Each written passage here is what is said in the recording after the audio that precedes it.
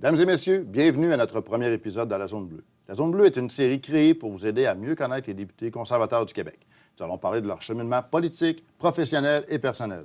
Je m'appelle Pierre Paulus, je suis le député de Charlesbourg-Haute-Saint-Charles et lieutenant politique du Québec pour le Parti conservateur du Canada. Bienvenue dans La Zone Bleue.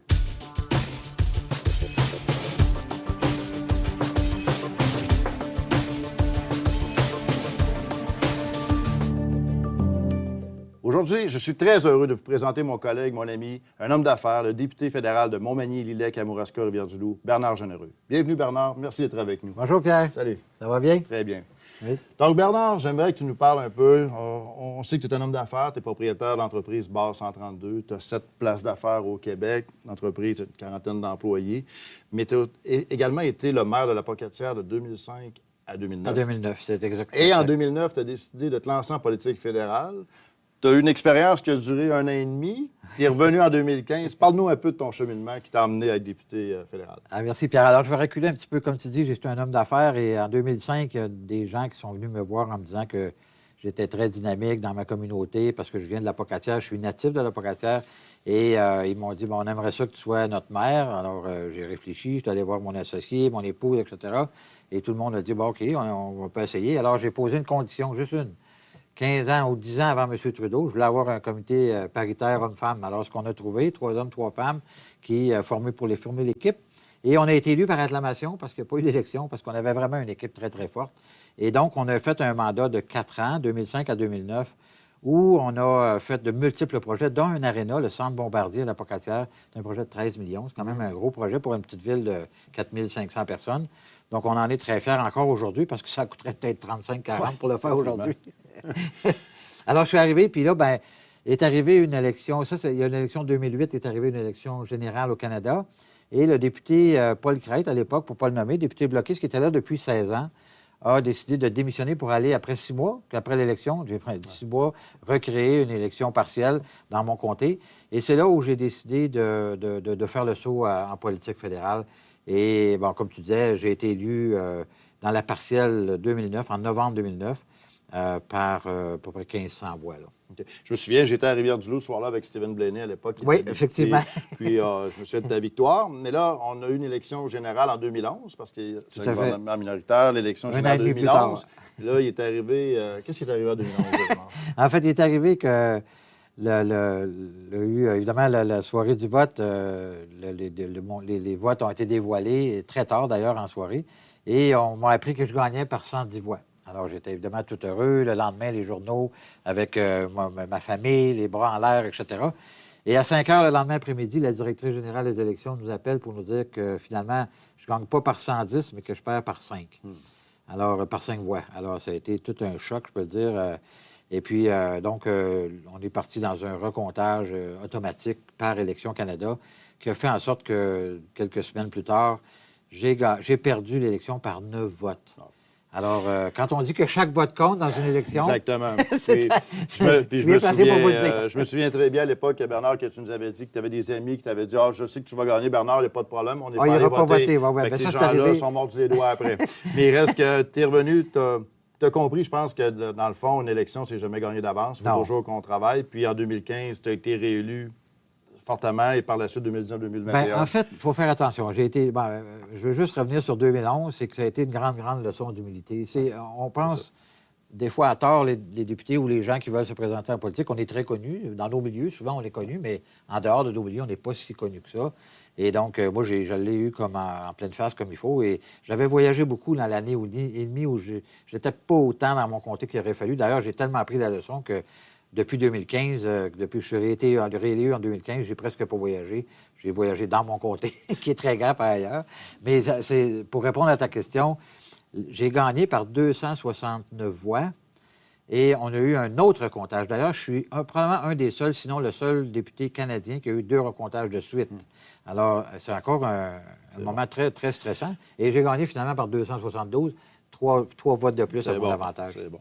Donc là, tu es bien en selle, tu travailles fort et effectivement, on te voit sur ton Facebook, tu es partout dans ta circonscription avec tes citoyens. Mais là, j'aimerais qu'on parle de ton travail ici à Ottawa. Oui. Actuellement, tu fais partie, il y a des comités à la Chambre des communes. Oui. Les gens souvent vont nous voir à la période des questions, dans les nouvelles. C'est plus l'image que les gens ont du travail de député fédéral, mais il reste qu'ici à Ottawa, il y a énormément de comités. Donc, tu fais partie de deux, celui des langues officielles et le comité industrie. Oui, j'aimerais que tu me parles de celui de l'industrie en premier.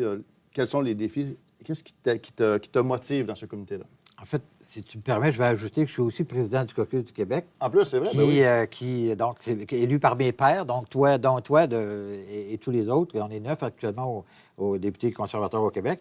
Donc, depuis 2015, depuis mon retour, j'ai été élu par mes pairs comme président du Caucus. J'en suis très fier et je suis très heureux de faire ce rôle-là. Pour les comités, bien, comité de langue officielle, j'ai presque été toujours sur le comité de langue officielle. Ça fait 9 ans et demi que je suis député et pratiquement toujours été sur ce comité-là.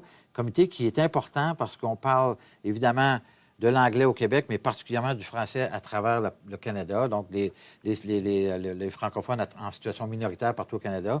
Et on a adopté au mois de juin dernier, on a collaboré de façon importante à l'adoption du C13, donc la nouvelle loi sur les langues officielles. Donc, on va continuer à travailler sur ça. Évidemment, en étant homme d'affaires, tu comprendras que le comité de l'industrie, pour moi, est un comité particulier parce que l'industrie, le comité de l'industrie gère ou applique des lois ou fait des lois pour gérer l'ensemble de la concurrence au Canada, les communications, le CRTC. Tous ces éléments-là sont en dessous, si on veut, du comité de l'industrie. Comité qui, en passant, on vient de commencer l'étude cette semaine de C27.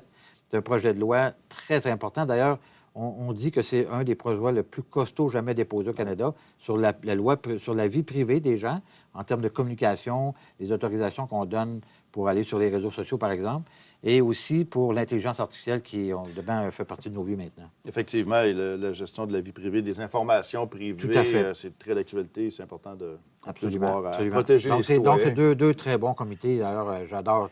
Puis c'est un travail très, très important qu'on fait à Ottawa. Les gens ne se rendent pas compte de ça, mais les lois, ils ne sont pas juste passés avec le claquet de doigts. Il y a un travail très important qui se fait avant et pendant et même après pour l'application. Également, je voudrais souligner, justement, tu parlais brièvement du projet de loi C13, le projet de refonte des langues officielles. Tu as travaillé avec notre collègue Joël Godin, qui est du Québec également. Absolument. À vraiment faire des amendements, à s'assurer que la loi soit meilleure pour protéger le français au Québec, évidemment, et partout au Canada. On n'a pas réussi à passer tous les amendements qu'on a proposés, dont celle d'avoir un chef ou un pilote dans l'avion. J'avais dit ça, j'ai fait une phrase qui est devenue célèbre. Là.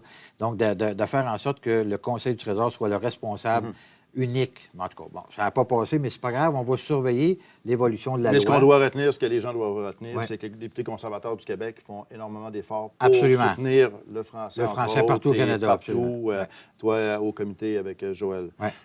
Maintenant, parlons un peu de ta circonscription de Montmagny, Lillet, Kamouraska, la plus belle au Canada. Après, Chambord-Saint-Charles.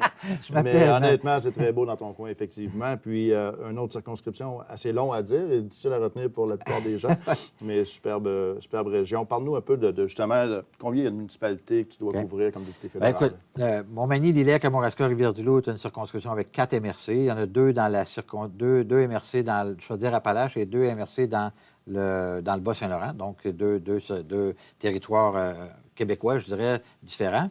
Mais j'ai 58 municipalités. D'ailleurs, je suis dans le top 2 ou top 3 des comtés au Canada où il y a le plus de municipalités. Et dans ma nouvelle circonscription, après avril 2024, j'aurai 79 municipalités sur un territoire de 12 000 km². Actuellement, il est de 7 500 km². Et l'ensemble du territoire est occupé. C'est ça qui est beau dans les territoires qu'on a, c'est qu'il y a du monde partout. Alors, c'est pas comme il y a du bois pendant 200 km, après ça, il y a une autre communauté. Il y a du monde vraiment partout. Écoute, moi, j'ai la réputation maintenant, après toutes ces années, d'être extrêmement présent dans mon comté. Tu l'as dit tout à l'heure, je suis un amateur de photos, donc je fais beaucoup de photos dans mon comté, puis je le mets en valeur. Et on a fait des tournées. On a mis en place des tournées pendant de nombreuses années. Là, on a arrêté à cause de la COVID, puis on va recommencer éventuellement. Mais tournée agricole, tournée entrepreneuriale, tournée environnementale, etc. Donc, pour mettre en valeur, non pas le député, mais moi, me servant de mon exposition, si on veut, pour mettre en valeur les gens de mon comté. Les gens ont énormément apprécié. On fait des cliniques de passeport. On en a 2 bientôt qui s'en viennent. Donc, ça aussi, c'est un service à la population qu'on trouve très important de faire en tant que député. Et ça, souvent, tu parles du nombre de municipalités que tu as à côtoyer. Oui. Donc, c'est autant de municipalités, autant de maires, à tout ça.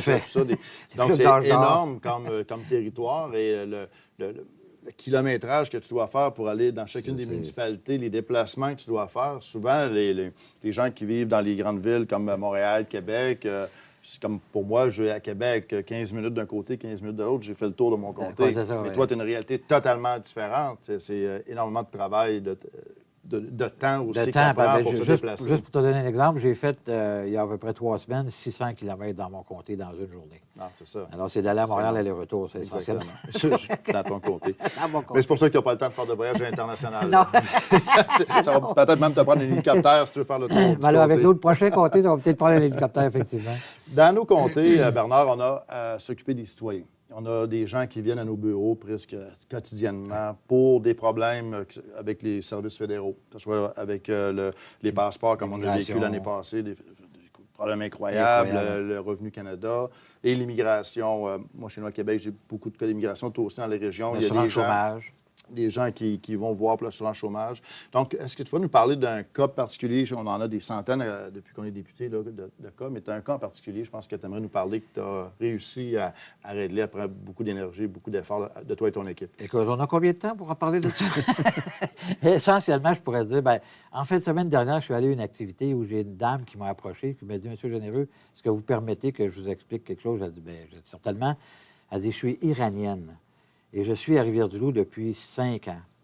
Mais mes problèmes d'immigration étaient à l'effet que bientôt, j'étais pour être expulsé parce que mes papiers d'immigration n'étaient pas en règle. Et cette dame-là m'a dit que Mme Franqueur, ma directrice régionale, a travaillé pendant 2 ans, à tous les semaines, questionner les gens de l'immigration pour voir où est-ce qu'elle était, soit rendue dans son dossier. Puis finalement, elle a eu la citoyenneté canadienne. Elle est maintenant en règle au Canada. Ça, des dossiers comme ça, Pierre, on en règle à tous les jours. C'est absolument incroyable. Il y a 1 200 000 ou 500 000 personnes qui sont en attente de réponse, comme cette dame-là au Canada actuellement. C'est complètement fou. On passe une grande partie de notre temps à régler les problèmes d'immigration dans nos comtés, même dans nos régions. Les entreprises ont besoin de travailleurs étrangers maintenant parce qu'on n'a pas assez de monde. Les entreprises sont en croissance, ça nous prend des travailleurs.